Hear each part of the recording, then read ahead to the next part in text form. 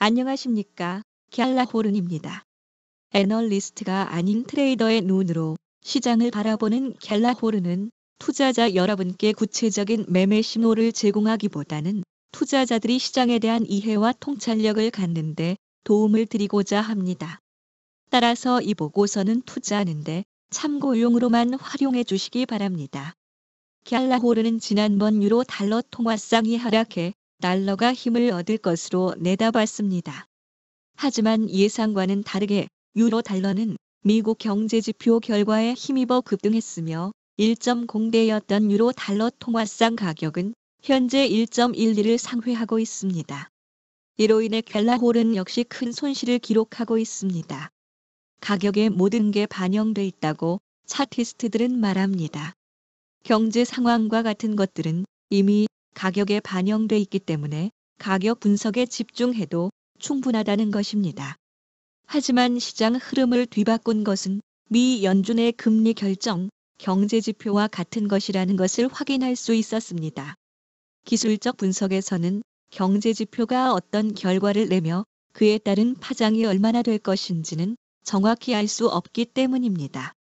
그래서 차트 분석을 통해 거래를 하는 트레이더들은 돌발 상황에 대비해 손절매를 철저히 하는 위험 관리는 물론이고 자금 관리에도 신경을 써야겠습니다. 채널 안에서 등락을 거듭하던 유로 달러는 유럽 중앙은행의 금리 인상, 미국 CPI와 PPI 결과에 힘입어 저항선을 뚫고 급등했습니다. 지난주 파죽지세로 상승하던 유로화는 한 주를 시작하면서 잠시 숨고르기에 들어갔습니다.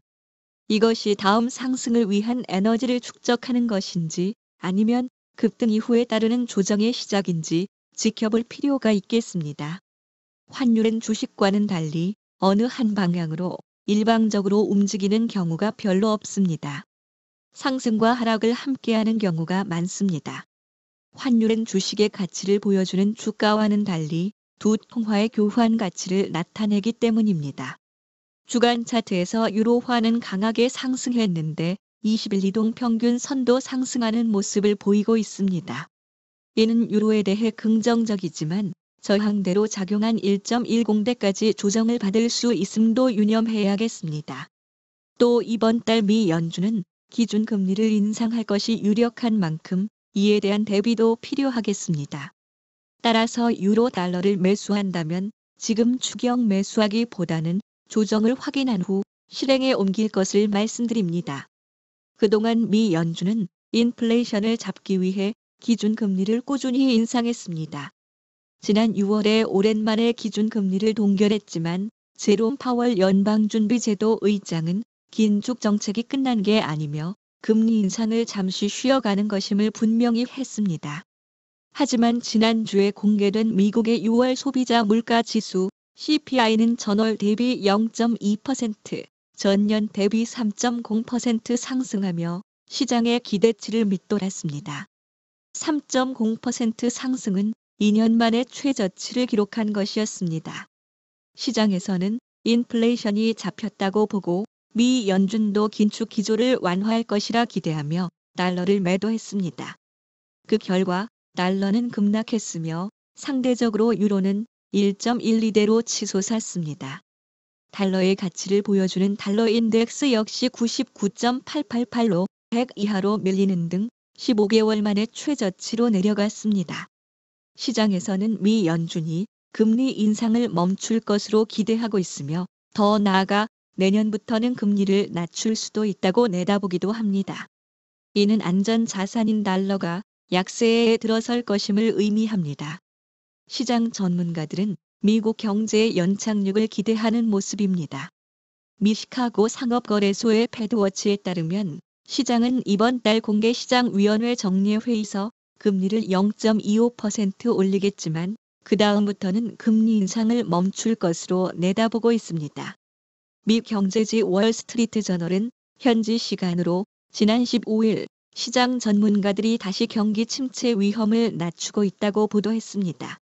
월스트리트 저널 설문조사에 따르면 전문가들의 경기 침체 우려는 완화돼 미국 경제가 1년 안에 침체에 빠질 가능성을 54%로 봤는데 이전 조사에서는 61%였습니다.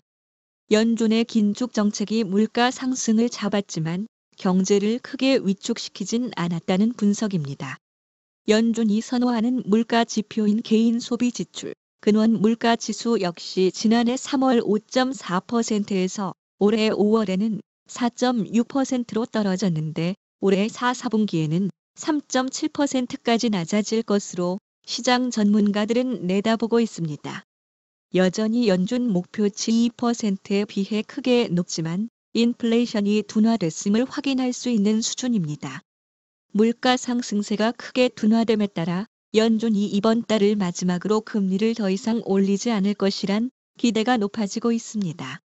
시장의 기대에도 불구하고 연방준비제도 위원들은 매파적 발언을 멈추지 않고 있습니다. 연준 인사들은 물가 상승 압력이 한풀 꺾인 것에 고무됐지만 인플레이션과의 전쟁이 끝났다고 선언하지 않을 것이라고 블룸버그 통신은 보도했습니다. 그 이유는 연준이 인플레이션 억제 정책을 조기에 완화했다가 이후 물가가 두 자릿수까지 올라갔던 1970년대의 실수를 되풀이하지 않으려고 하기 때문이라고 블룸버그는 분석했습니다. 메리 데일리 샌프란시스코 연방준비은행 총재는 인플레이션의 승리를 선언하기에는 아직 이르다며 금리 인상 옵션을 열어둬야 한다고 말했고, 크리스토퍼 월러 미 연준 이사도 6월 CPI가 낮게 나온 것에 흔들리지 않았다면서 올해 0.25%씩 두 차례의 기준 금리 인상을 이어나가길 원한다고 밝혔습니다.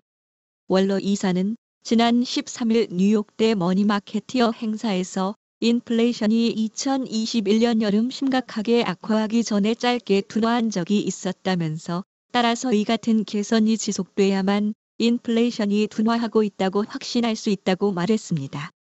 미 연준 의장 제롬 파월도 당분간 긴축 기조를 유지할 것임을 분명히 한 바 있습니다. 파월 의장은 지난달 유럽 중앙은행 연례 포럼에서 시장에 대한 매파적 시각을 보여줬는데 연준이 추가 긴축에 나설 수 있다고 강조했습니다. 파월 의장은 주요국 중앙은행 수상들이 모인 자리에서 지난해부터 강력하게 기준금리를 올려왔지만 아직 충분하지가 않다며 앞으로 남은 FOMC 회의에서 금리를 2번 연속 금리를 올릴 가능성도 있다고 밝혔습니다. 지난 FOMC 정례회의 후 공개된 점도표에서는 연준 위원들은 앞으로 두 차례의 금리를 인상할 것임을 강하게 시사한 바 있었습니다. 하지만 연준 위원들은 물론이고 제롬 파월의 발언은 최근 들어 시장에 미치는 영향력이 예전만 못하다는 느낌을 줍니다. 갤라호른에서 제공하는 보고서는 참고용으로만 활용해 주실 것을 다시 한번 말씀드리며 투자에 대한 책임은 전적으로 투자자 자신에게 있다는 점을 유념하시기 바랍니다. 궁금하신 점 있으면 아래 댓글이나 이메일, 메신저 등으로 문의하시면 갤라호른이 아는 한도 안에서 답변 드리겠습니다. 지금까지 갤라호른이었습니다. 감사합니다.